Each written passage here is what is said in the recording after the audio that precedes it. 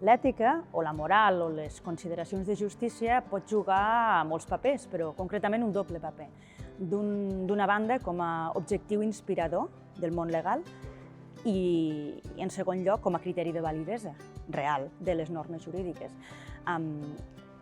Com a objectiu inspirador, el que em refereixo és a la idea clàssica de que per a poder realitzar la justícia en una comunitat política, entre moltes altres coses, moltes coses que es necessita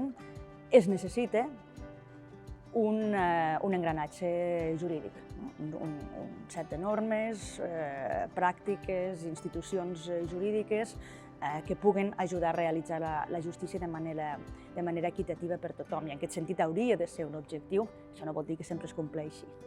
En el segon sentit que he apuntat, com a criteri de validesa, aquí ja és un sentit més jurídic. Per exemple, si ens trobem amb un estat, com sol ser amb el constitucionalisme modern, que té una Constitució com a norma jurídica suprema, i aquesta Constitució inclou valors ètics, valors de justícia, com podrien ser els drets humans, els drets fonamentals, doncs això pot tenir la conseqüència de que qualsevol norma d'aquell sistema o qualsevol pràctica o institució d'aquell sistema que no compleixi aquestes normes ètiques, aquestes exigències de justícia, doncs sigui no només injusta, sinó també il·legal, és a dir, inconstitucional i nul·la. Cap d'aquests dos sentits, per descomptat, garanteix que el món jurídic sigui just sempre.